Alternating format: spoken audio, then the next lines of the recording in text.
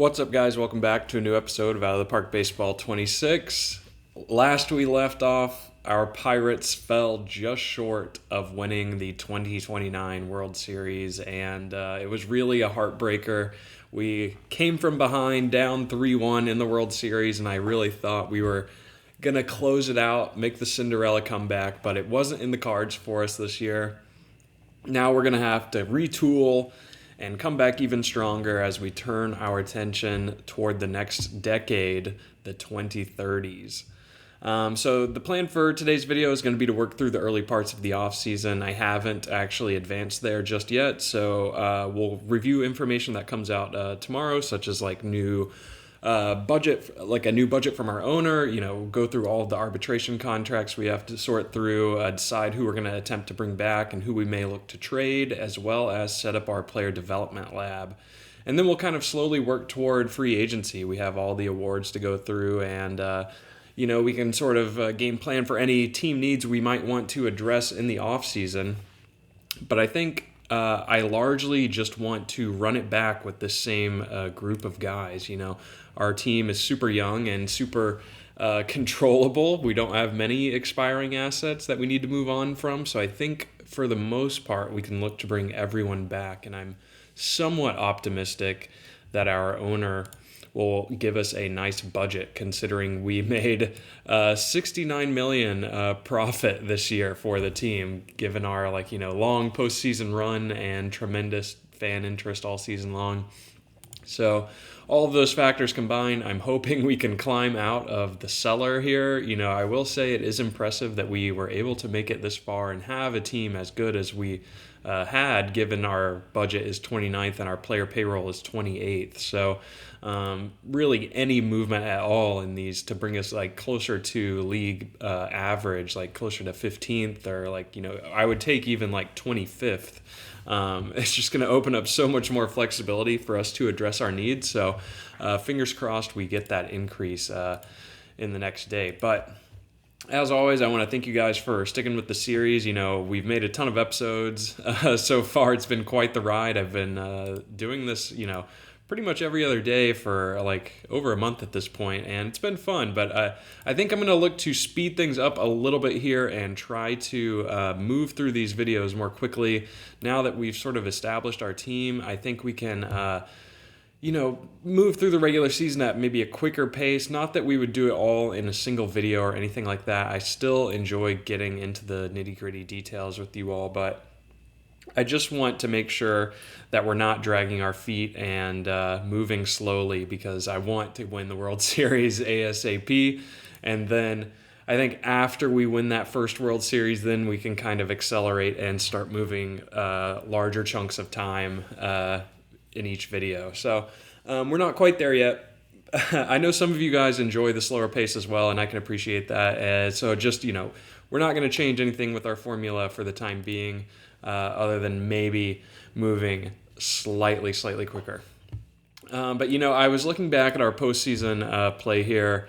Obviously, this is not what we wanted to see, and our experience here in the World Series, we chronicled it pretty well in last episode, but I kept coming back to so many games that we just threw away. You look at game 1 here, we lost 5-4. We blew this one late. They come back for 2 in the bottom of the 8th, a home run from Johnston Garcia. I think that's how you say that. But the password hits a home run in the bottom of the 8th. We lose this one 5-4. So there's one that we could have had. And then there are 2 other games that fall into very, very similar buckets here. We lose game 4, 5-4. What goes wrong here? Well, Brian Abreu can't log more than a single out in the 7th inning. JoJo comes in and tries to save it. We blow this game. Randy blows it late as well in the top of the 9th, giving up a run. It was a tie game. So we could have had that one. The series could have been ours multiple times. Then, of course, Game 7 is a 6-5 defeat at the hand of Cade Smith. He, I believe, gave these runs up at the bottom of the 7th. He did. So we had our chances. We just could not close the door. Maybe we were playing a little bit tight. And you look at our batters here, Termar and Lantigua in the series hit under 200, 2 of our better players. just not performing is kind of tough to see. So not to dwell on it too much, but really just disappointing performance there, even though we did manage to come back from a 3-1 deficit. But that's enough dwelling. I've sort of, been ruminating on this for like several days at this point. So let's turn our attention forward to 2030. I'm going to advance a day here, and I'm going to set up the development lab as well as review arbitration, and then I will circle back once we have a clear plan moving forward.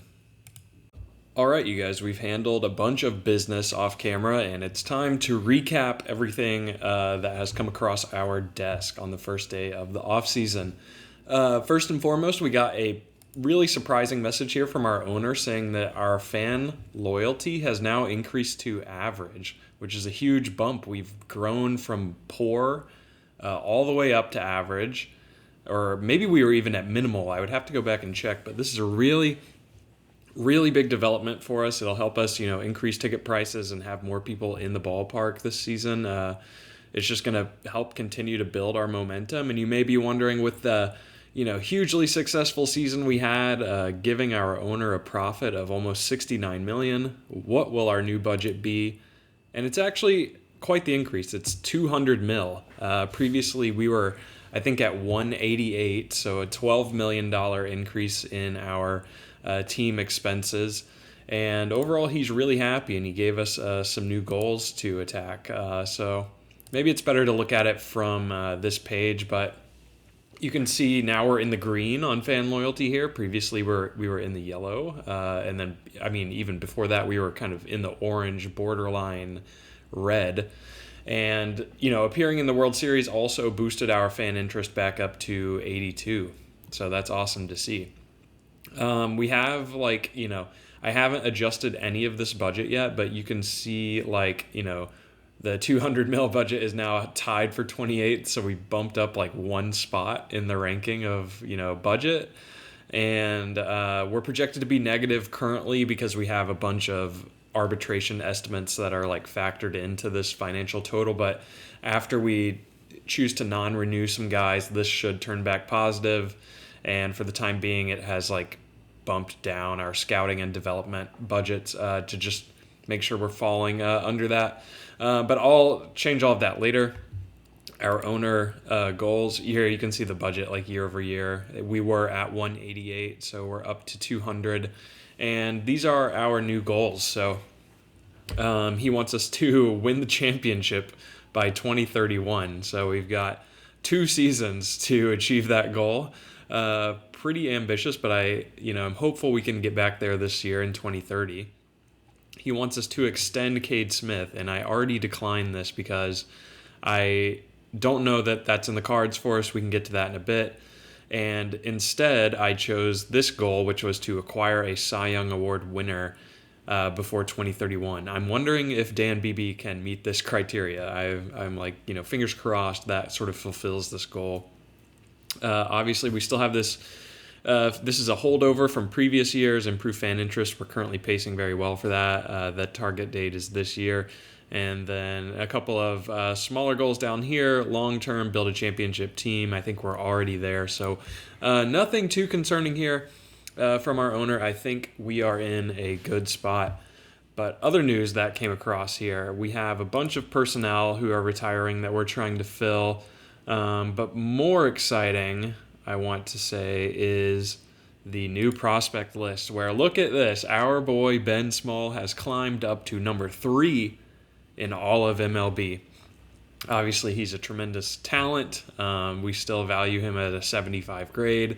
We're going to look to get him work in the development lab this season, and he's already at the high A level. I think it's likely he starts there again for a brief period of time before maybe we can aggressively get him up to Double-A ball at maybe the mid-season toward the later parts of the season. But it's still just 20 years old, like a fresh 20. He is looking awesome. Big boy is not too far away from making a debut. As far as top minor league systems go, though, we are second. We are 1 point behind the Detroit Tigers, who have 2 top 10 guys. Beyond Ben Small, you can see our first-round pick, Tony Granger, is at 26. Our catcher, Javier Ruiz, is at 41st. Danny Jimenez has fallen all the way back to 46th. He is now 20 years old and maybe not the player that we once thought he could be. So a little bit of, I think, mismanagement on our part with him as well. Like he's sort of just, I think we waited too long to get him into the DSL. Like he should have been there much earlier than 2028, but sort of my bad, a little bit of a learning curve there for me.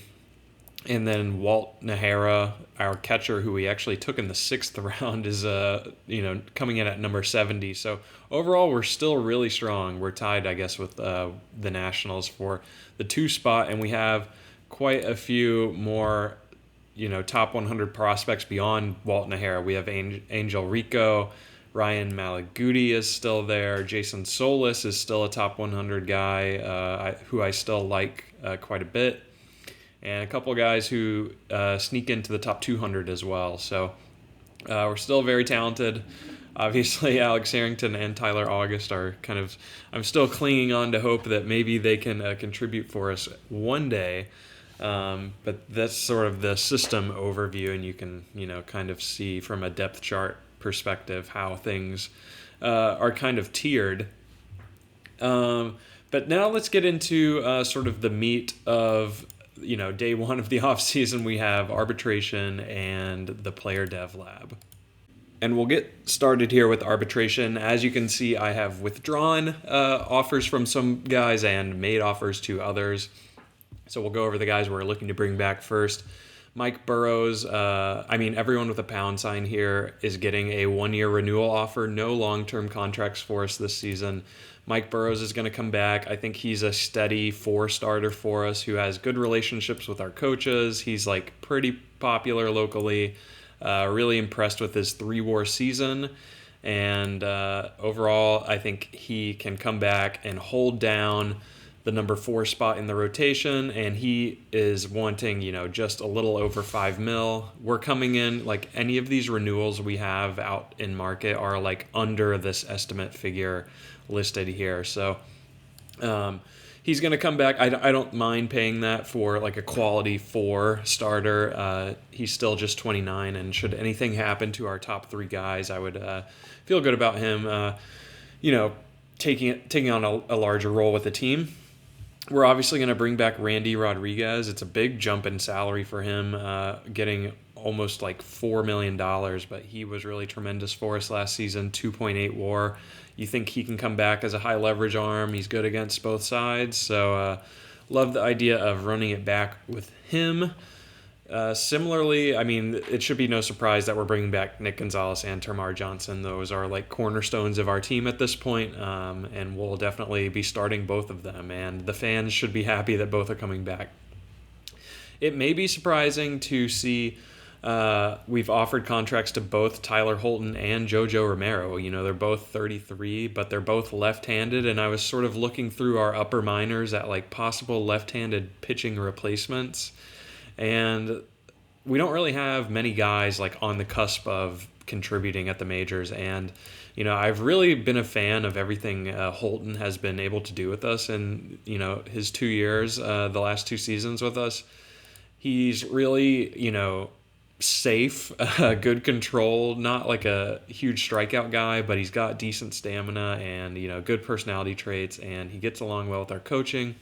So I don't mind bringing him back. We're just doing 1-year renewals for both of these guys at 1.2 mil or it's under 1.5 mil for both, for each guy. So they're really not all that expensive, and I think they make us better.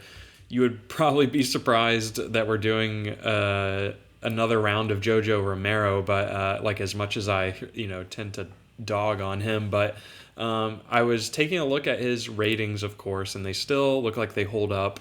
And on another level, I was looking at his development, and he is just the perfect relationship fit with all of our coaches. So even though he is old, 33, I think he's going to age rather gracefully with us, given all of those relationships. And I kind of just want to bring him back. I think at the price point, it makes sense. I took a peek at the probable free agents as well to sort of see if there were any other lefties on the market that might, rival these guys in terms of like attributes. And I wasn't really impressed. So I think we need to kind of stick with our guys here and lock them up before they were to hit the open market.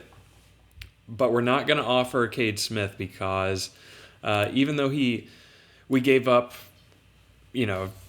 capital from our system in order to acquire him, I just am like a little hesitant to bring him back because he wasn't very good for us. And I'm wondering if there are sort of like cracks in, I don't love the 50 BABIP and, should the control drop, I'm just a little concerned. And when you look at his contract demands, if we offer him a deal, this is sort of the money he's expecting at the moment. And we've already made offers to guys like Brian Abreu and Matt Brash, and I intend to give Matt Brash an opportunity at the major leagues again this next season because we are paying him over $4 million a year.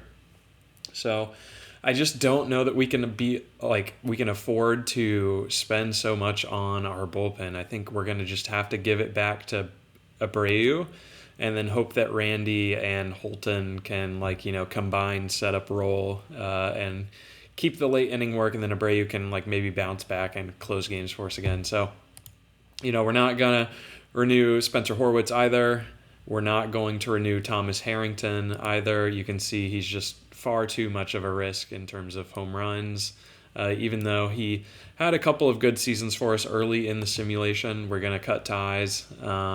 We're also going to let go of Braxton Ashcraft. This is one that I am still sort of I'm not sure if I'm fully committed to letting him go yet because I do enjoy his plus control profile and his balance against both sides. He is he didn't really factor for us at all last season, but in his previous years he was pretty okay, and he does still have option years left. But I think at the salary he's asking for, he's really unwilling to move off of his 1.8, 1.9 mil ARB estimate. I just think we can get similar production off of a major league minimum guy. And then this is probably the really surprising one, but Yoldin De La Paz at just 27, I'm going to choose not to bring back. And you may be questioning that decision because he's been a very positive WAR player for us, but it's been his numbers have been declining every season. I don't like the trajectory of this, and I was wondering why this might be happening. And I was taking a closer look at his relationship to our coaches, and it's horrendous, you guys. He's the opposite of Jojo Romero. He's the worst clubhouse guy we have. So I think this is why he's not, vibing with our team, and he's continuing to get worse. But the good news is, I think we can, fill his role with another lefty like Jonathan Santucci can kind of step into a similar role. And him being so young with so much team control left and a positive history of WAR production, there is trade value for him. I have not found a deal for it yet, but when I do shop him, other teams express interest. So I think it's likely that over the next couple of weeks here, we can look to get some value out of De La Paz. There's really not much on the market for Spencer Horwitz. He's one of the just a 50 grade now. He's one of the bottom tier first baseman in the team rankings.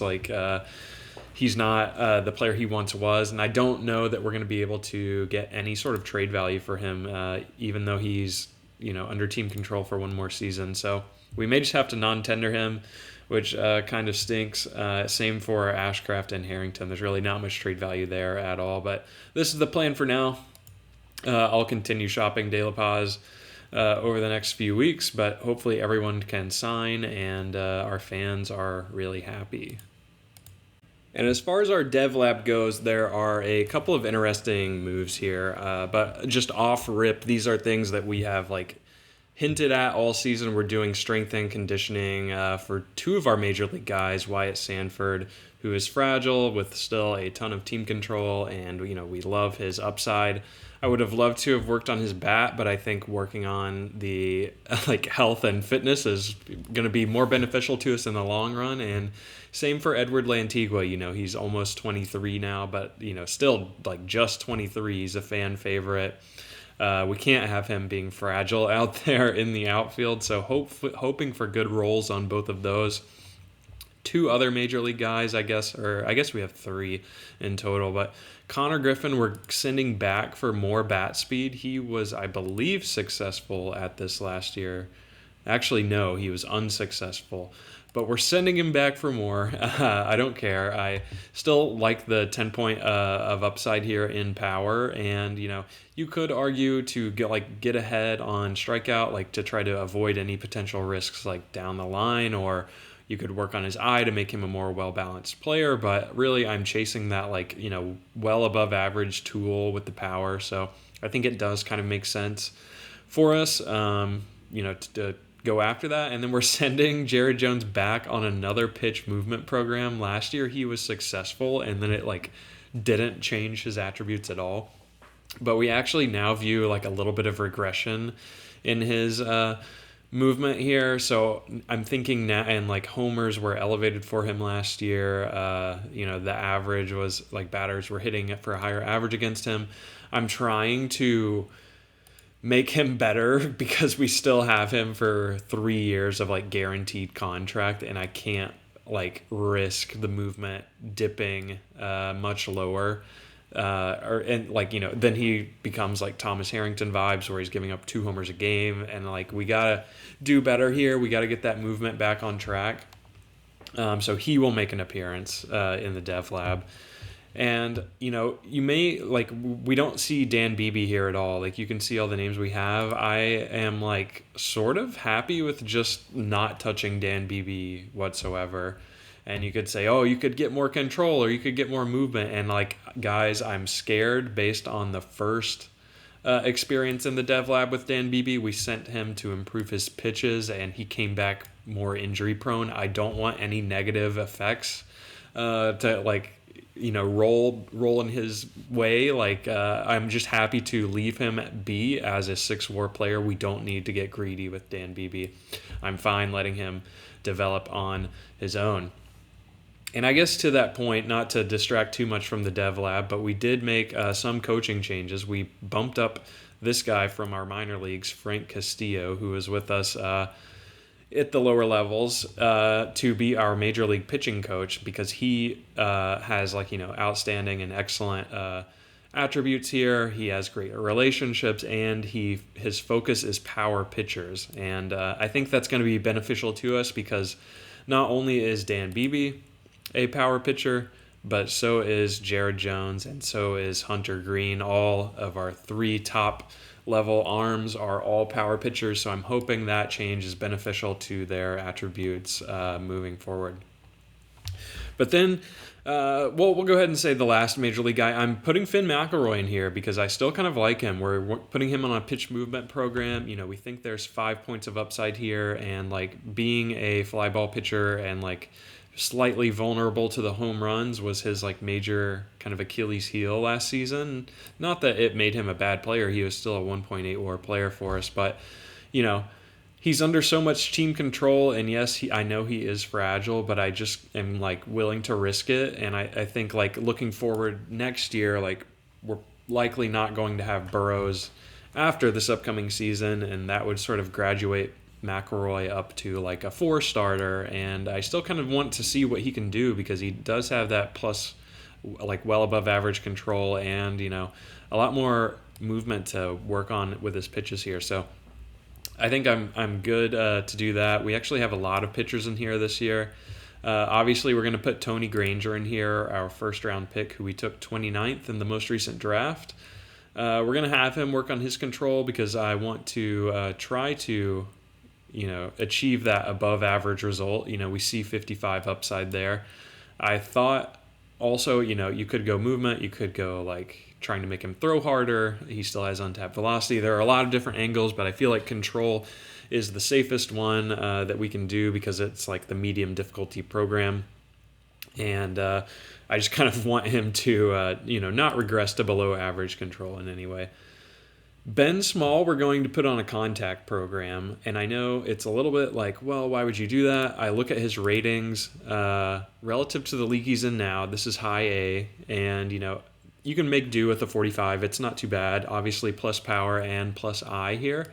If we project forward though to his Eastern League debut, you can see the contact is just a 40. So there's I would be concerned running him out there with a 40 contact tool. I think if he can, make marginal improvements here, that would be awesome. And maybe we get like a great result, like an outstanding result, because at one time we saw him with a 65 contact tool, which has since dropped 10 whole points. So if he's able to claw back any of that kind of lost potential with an outstanding result, that would be an amazing outcome. But even if it's just a minor improvement, we'll also take that as well.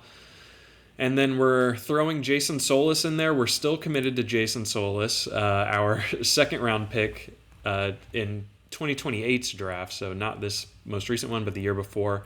We're going to do a movement program for him, actually. Or no, we're doing control. Sorry.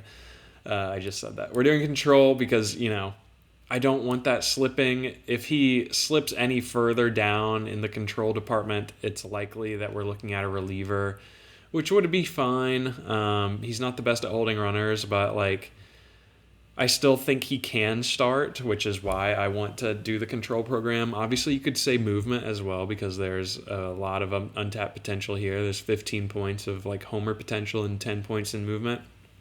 But we got to get that control up. He was walking 6/9 at the high A level. We can't have that moving forward. And then we're sort of dipping down into our international guys here. Javi Ruiz, I've graduated to the DSL, sort of learning from my experiences with Danny Jimenez. I'm just throwing him out there, even though he has 40 grades across most categories. I still think he's likely better than a lot of the DSL competition. And I kind of want to get a new catcher in the pipeline ready to take over because I don't know that we'll have Alfonso forever. At this point, he's working through his team control pretty quickly, and we need to get somebody else cooking ASAP that we feel good about. And obviously, we're putting Javi on a bat speed program to hopefully realize this 80 grade power because that is a tremendous differentiator for him at catcher. And same program for Danny Jimenez. This was always his calling card, was plus power. At one point we valued it also at an 80 grade. So, if he can make any kind of improvement there, I think it's likely he gets work in the lower minors this year, maybe rookie ball, Florida League rookie ball, and then possibly even A ball to end the year. I think would be a nice outcome for him. So that's what we're doing. If you would have done anything different, let me know. I mean, obviously Dan Beebe is maybe the biggest missing piece here. And then a lot of these other guys though, like Alfonso, Johnson, Benj, they're all kind of fully developed in the eyes of our scout. So didn't really feel like there was much use in putting them in a program. And we addressed most of our, top tier prospects who are, kind of non-18-year-olds. I don't really put many 17, 18-year-olds in the lab, apart from Javi Ruiz, who's kind of on a different level. But once guys start getting into the mid to upper minors, I'll start putting them in there. And, we can't get everyone in. We have to make some tough choices. So this is what we landed on for now. And coming in here just a day later, I'm going to first off start advancing toward the awards, and we can kind of recap news there. But I'm going to make some cuts here on our salary page, guys who are out of options and I don't have any intention of bringing back. So you can see we'll still be, finally be free of the Cedric Mullins deal that we're kind of retaining. And Mark Vientos is obviously not going to return, so we don't have anything to do there. Other guys here, I'm considering trading Shosei Fujimoto just because I don't like two-pitch guys that are so platoon dependent. So I don't enjoy paying his salary. I'll try to see if there's a market for him off camera, but sadly, this is the end for Jack Brannigan. He was in his last option year. I don't foresee us using him again. He's really kind of just a marginal MLB player. So we will be waiving and DFAing Jack Brannigan. End of an era for him, but it's going to free up a little bit of money for us. Obviously, Bubba Chandler will also ride off into the sunset. Really unfortunate for him. I don't want to even talk about how that ended. Other guys here, I think Kevin Jaxel is like borderline coming back, but we'll leave him for now. I think Aiden Miller can step into that Jack Brannigan role for us this upcoming year because he still has option years remaining.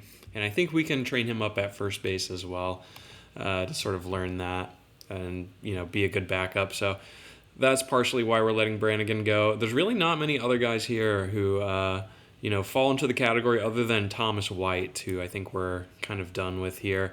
He just never really found it for us, so we're going to waive and DFA him as well, so that frees up a couple of spots.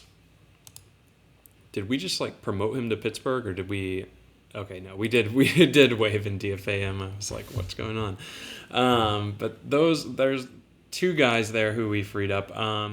One other thing, I was re-scouting all of our players here, and Connor Griffin got an updated scouting report, and his power totally changed where, we see a regression in potential, but he fulfilled more of his current rating. So it's I don't know if there's still 65 in there somewhere. I think we're going to leave him on the bat speed program because we've already advanced today, and I'm not sure how the timing is going to work out.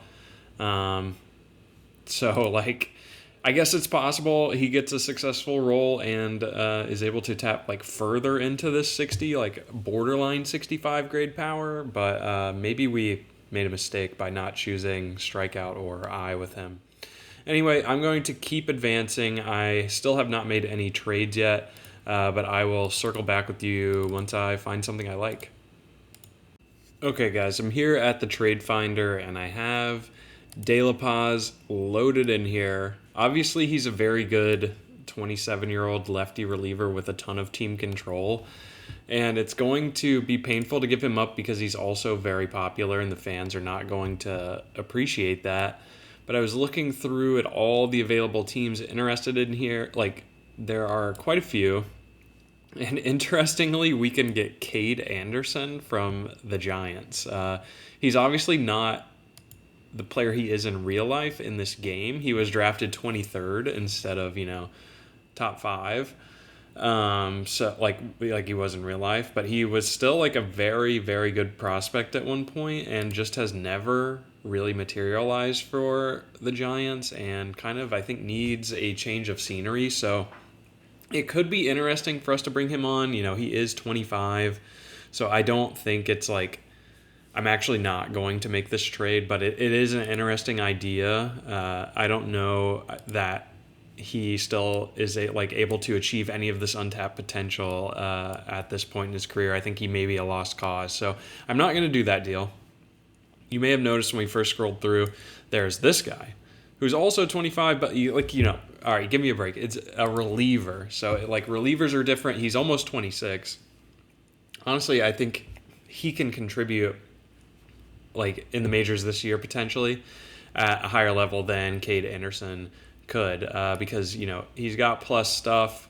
He's a lefty side armor ground baller first off, just a very unique personality, or not personality but profile of a player. Former second round pick in 2025, so likely a real player, although I'm not entirely familiar with him.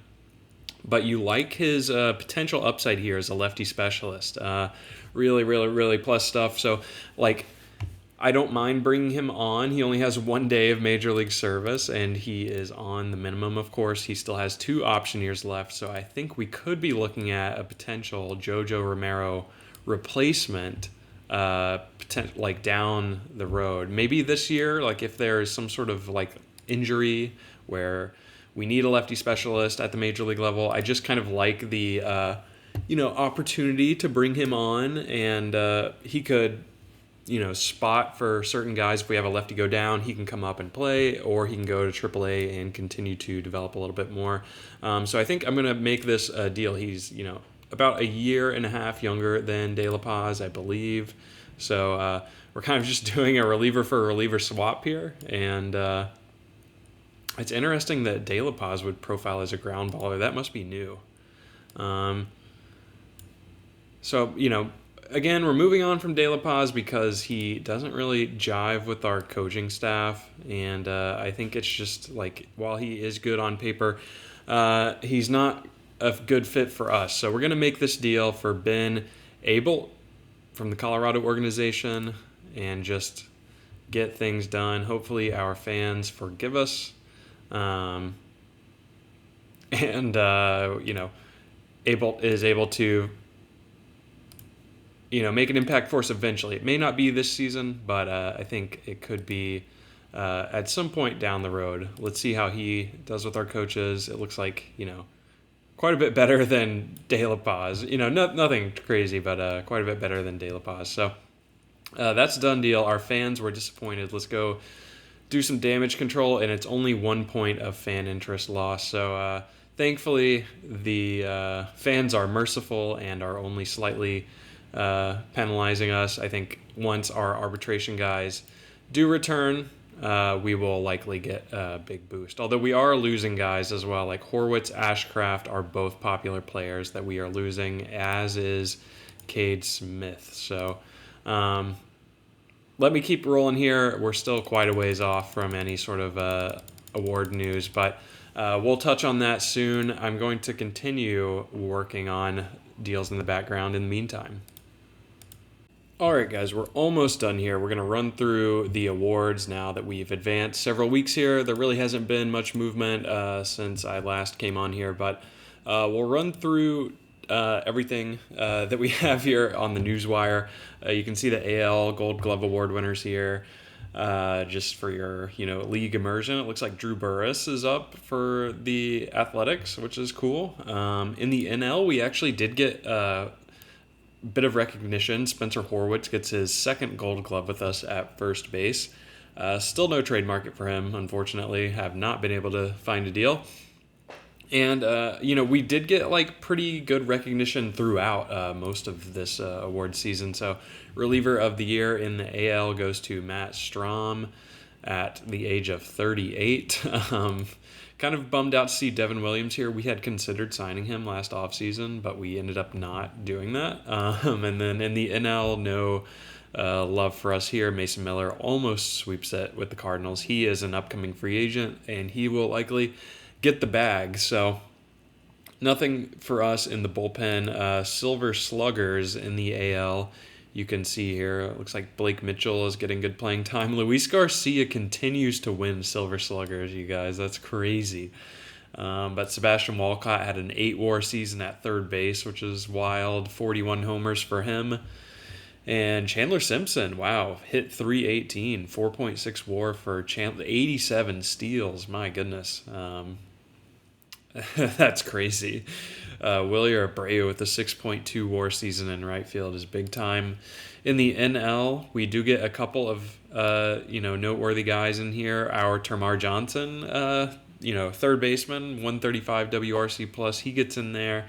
And we also get designated hitter. We get Carson Benj, who hit 27 homers for 129 WRC plus. So that one definitely surprised me. It must have just been a weaker year, I suppose. But Jackson Merrill, almost a 7 WAR. Same with Corbin Carroll.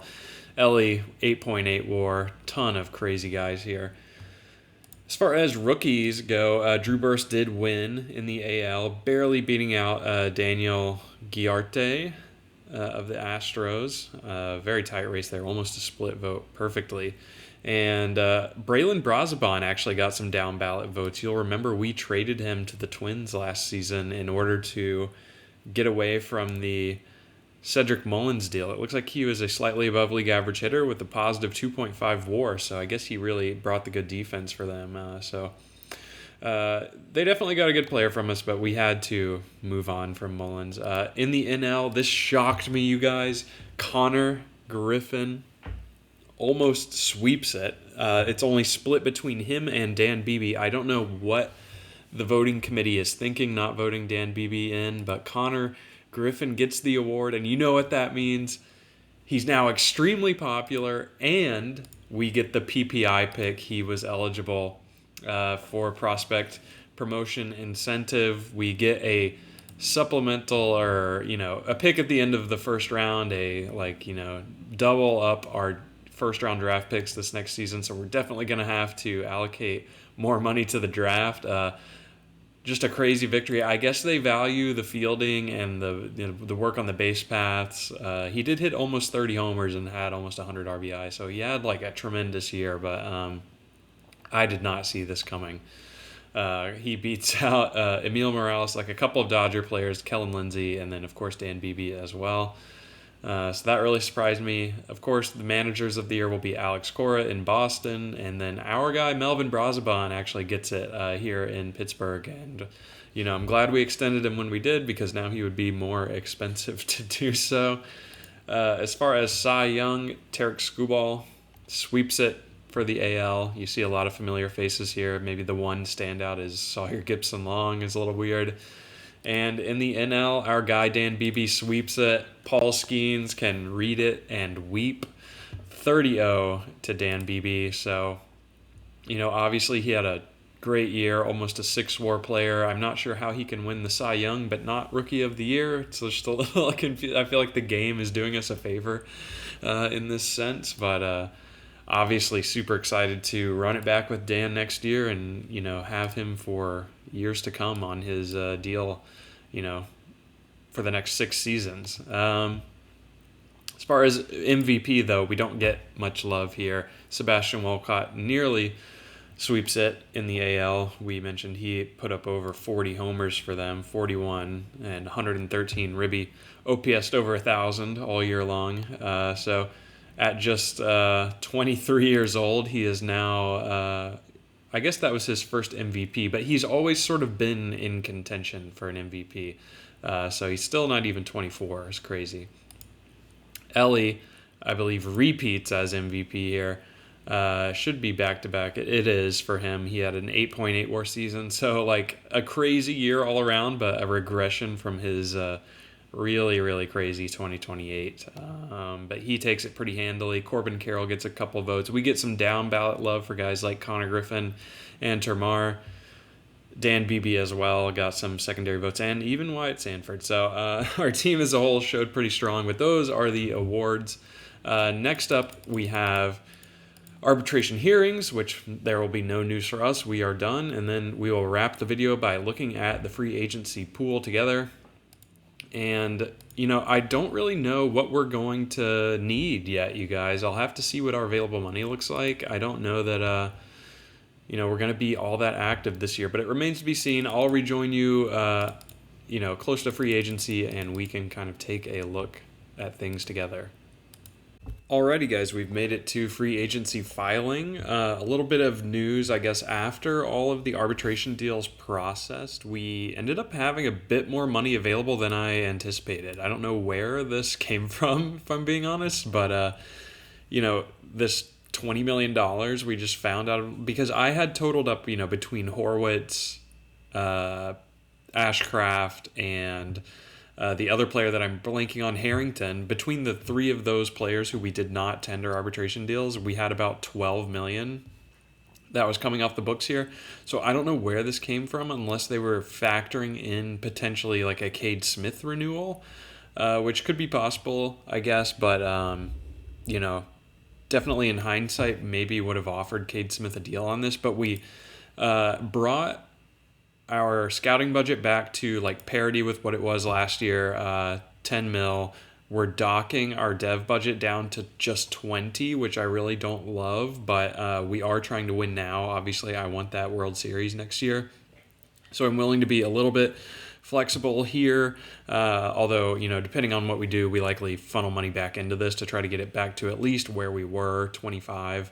And then I also have allocated money toward the draft. I'm putting 12 mil there as a placeholder for now, because as you know, we will now have 2 first-round picks thanks to Connor Griffin winning Rookie of the Year.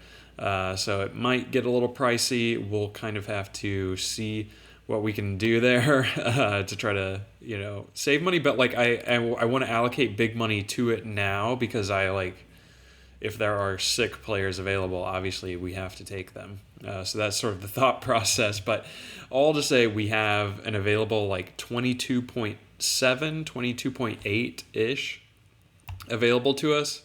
And I don't really think we have many needs. When I look at our lineup here, this is sort of how I have it structured both sides. It's really pretty much the exact same as we had it. The only changes are like moving Carson Benj out to right field. O'Neal Cruz goes to DH. Camden Koziel is now on the turn at first base. And I just like him for his defense. I think he could be potentially like Gold Glove caliber first baseman. And he really brings that like contact gap power profile that Horwitz did. I think he will bat for a very high average and just turn the lineup over. Very strong, like encouraging signs in his first like slight taste of 50 plate appearances last year. I kind of want to give him the benefit of the doubt, at least in the early stages, as the first baseman. But of course, we can change that as things develop. Carson Benj can potentially play first. There are other things we can do here to move things around if that doesn't work out. But all to say, I don't know where the need is because we have Suero as the backup outfielder. He is super solid defensively, hits switch, can cover both sides now. He's really brought along his batting profile against left-handed pitching. So feel good about him as our backup rotational outfielder. I think it's likely maybe Aiden Miller comes up as well to sort of serve as like first base corner defense backup, and he can hit lefties. We have Yordani here who does start against lefties. He had a really good season for us last year, 1.4 WAR plus defender at second base. So like having him up the middle, and he's definitely very effective against left-handed pitching as well. So I don't really know that there's a tremendous need. Of course, we'll look and see if anything makes sense, but I think if we are going to spend that money, it's going to be on the back end of our bullpen, which is like always what I end up doing in these games. I always look for the flashy bullpen piece, but I really do think we need it. Like we saw the impact Cade Smith had for us last season. While he wasn't like maybe as good as we had hoped in the back half of the regular season, I think he really showed promise in the playoff run in that stopper role where we just handed him the ball and asked him to win the game. And he did so more often than not. I know he fell apart a bit in the World Series, but I don't think we have a guy like that on our roster currently. But this is sort of like how I have it sculpted at the moment. We have Abreu and Randy and Holton on the back end. Middle relief, we're now pushing Santucci there because while he does have terrible control, he does have good stamina, so he can pitch often, and he's got really good effective movement against both sides. So I'm hoping the control can come on just marginally. You go into his development, and it says it's improving minimally. So fingers crossed he can unlock a little bit more control upside before the season starts and can, lock down that middle relief lefty spot.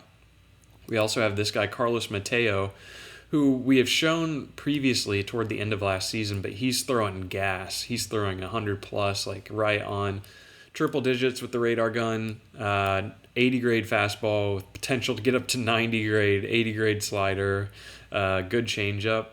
Just doesn't really have the control, but he's been lights out. I think I want to at least give him a shot. Maybe it would be his major league debut next year, so no guarantee he performs well at all, but I think he's definitely exciting. I just don't want to bank on him being high leverage for us, so I think he's likely middle relief. And then we also have Matt Brash here, who has regressed a little bit, but of course we are still paying him quite the sum of money. This deal is looking not so good in hindsight, as he's lost a lot of his effectiveness against left-handed batters since last season even. And you kind of don't really know where it's coming from because all of his pitches have like maintained their grade. But anyway, we also have guys like Cole Klecker, Jojo Romero, Nate Snead, and our new trade acquisition, Ben Abelt. So, maybe we look to bring somebody in on the back end and just kind of push everyone down a roll in the pen. And then, who knows if Brash makes it or Mateo makes it. We have some flexibility if we want to move guys on and off, or we could even DFA Brash, I suppose, if he doesn't look good in spring training. But let's take a look at the pool. First, we've got international free agents, and there's really not very much going on here that I'm interested in. There are some older pitching prospects. This is probably the most interesting one, and he's just pretty average, you can see. But, he's under 25. I don't really think we're going to play in this market very much. There is this guy, Danny Ortiz, who throws righty, but he's a sidearm two-pitch guy. So he's a really effective righty specialist, but I think that role is pretty limiting, and you probably want more out of your right-handed arms out of the pen, so I don't think we'll go after him. I just kind of shy away from that sort of thing. And then there are a couple of decent bats. There's this first baseman who's 6'8", 275, just a big boy, but he doesn't really, he's pretty much fully developed. We don't really need first base necessarily, although he, I guess you could say we could offer him because he's not demanding much money. So maybe we will kind of look into him as sort of a potential backup. I hadn't really considered it until just now, but it could be interesting. The other guy here that's is this the entertainer. Saulu 2, I think is how you would say that, but he's got a great personality and generational speed to go along with his gap power, and he may just hit an inside the park home run every time he doubles. But he wants 31 mil. He's going to be an awesome corner outfielder for somebody out there. And that will unfortunately not be us because our outfield is pretty stacked as it is. So we don't need him. But as far as other, names we're more familiar with here, you can see, we'll go through the batters first. I'll just show you.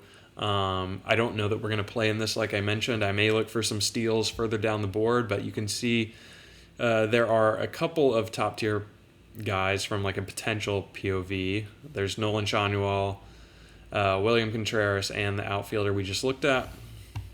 But there are a bunch of other guys here who are somewhat interesting, I suppose. There's Matt McLean I like. Perdomo's good, Newt Barr's good, Dansby Swanson, Stephen Kwan.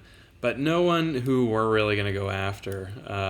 And then it kind of drops off a cliff pretty quickly. I did put some scouting reports on guys like Nacho Alvarez is here. I think he maybe would be interesting to bring on. And there was another guy down here, similar story, Jet Williams, who if we just decided we didn't maybe Yordani or the idea of bringing up Aiden Miller again, maybe one of these guys could take into or step in to fill that role, but they're not necessarily the most effective guys, and they would likely be more expensive. So we may let it play out a bit before we move on any sort of backup batters. As far as pitchers, however, you can let me know what you think of this market, because I think this is likely to be where we're going to make moves.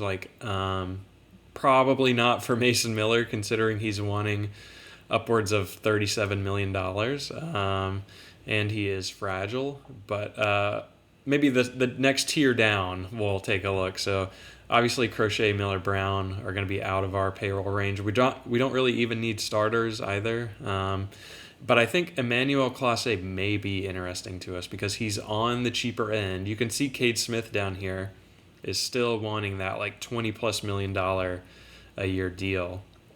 And, maybe it comes down if we, we haven't really engaged him in a contract offer at all. So it's possible we could come under, but it would really push us up against our ceiling, and we wouldn't be able to funnel any more money into player dev. And, I don't know, it would really just tie our hands if we were to commit to a deal like this. But at the same time, obviously he is a very talented player. Maybe he just didn't have his best showing with us, where the FIP was just more league average. He was getting hit for the homer. Maybe he could turn it around over a longer sample with us. He's still just 30 and could be good. But I'm sort of weighing that versus the cheaper options like Clase, who granted is has much more service time under his name, but he's really not all that much older than Cade Smith. He's like maybe close to 2 years older. Ground ball pitcher, great at keeping the ball in the park, was pretty good, last season, had positive ERA plus and FIP minus. I think he could play well for us. You look at these ratings, he's not necessarily a huge strikeout threat against in left-handed batters, and he's kind of lost a lot of his velocity. He's now just throwing mid to upper 90s, not kind of the same as he was previously. There is like a decent amount or a fair bit of regression in his scouting reports dating back over the last 2 years. But obviously I think we would bring him in on a very, very short-term deal, just kind of 1+1, something like that, and kind of see if it would work for us. But I could see him being a potential option for us. There is one other guy down here, but I'll just scroll through and you can let me know if anyone's jumping out to you. But I did identify a guy who I really, really like, and that is Orion Kerkering. Obviously, he's much younger and disgusting in real life. He's 28, so he's a year and change younger than Cade Smith, and has a little bit more stamina. He's not the best at holding runners, but he's a power pitcher. I think he would vibe well with our coaching staff. In Philly last year, he had 33 saves. The ERA was elevated. He was giving up the long ball, but I kind of just want to bet on a bounce back. He was a negative WAR player, and they ended up non-tendering him. And I think this is low-key the game trying to just hand me a favor by making him available. But at the same time, he was almost a full negative WAR player for them. Maybe it was just the coaching staff wasn't vibing with him, But anyway, I think I kind of like the idea of bringing him in as a cheaper option, because what if we were to lock him up for multi-year and he develops into a very high tier closer for us? I could see something like that, really benefiting us. He has sort of lost. He's not the player that we once viewed him as back in 2026, 2027. We viewed him as a 60 grade potential. He's since dropped all the way down to 50, but maybe there's a world where we can recover some of that. His ratings are still quite strong against right-handed batters and pretty average against left-handed batters. So let me know if you feel strongly one way or the other. I guess it's, we could try to bring on both, but I feel like that would push too many of our own guys out of our rotation, and I don't know. I kind of want our guys to get a shot, but Devin Williams is here again as well. Kind of similar story, less stamina. We considered him last year. He's a little bit more control vulnerable. Walking upwards of 5 per 9 last year, but on paper his ratings are still pretty balanced and solid against both sides. So that's kind of it for the 50 grade guys. I will of course continue to look on my own time in between videos, but let me know if you feel strongly one way or another about Orion Kerkering versus Devin Williams versus potentially Emmanuel Clase, or do we bring back Cade Smith? These are all going to be tough questions, but I don't think we're going to be looking to do very much else in this free agent market, because our team is obviously so strong coming off the World Series appearance. But we'll go ahead and wrap it here, guys. I appreciate you for watching. Thanks so much for tuning in to another episode. I said at the beginning we were going to move these up or move these faster, and then we just ended up making the same progression as we always do. So in next video, though, there's a lot to look forward to. I think we'll speed through free agency. Once we decide what we're going to do, it should move pretty quickly. And then we can get all the way through the winter meetings, the Rule 5 draft, and probably leave off right at international free agency. And, kind of scouting, we can look at the whole pool together and you guys can voice your opinions again there. I think early signs, I think it's a very, very, very strong IFA class. So a lot to look forward to. But let me get off here. I'll be back with a new video for you guys shortly. Make sure you're liking the video, subscribing for more. I'm happy to talk about the team in the comments anytime you guys want. But take it easy. I'll see you for a new video very shortly.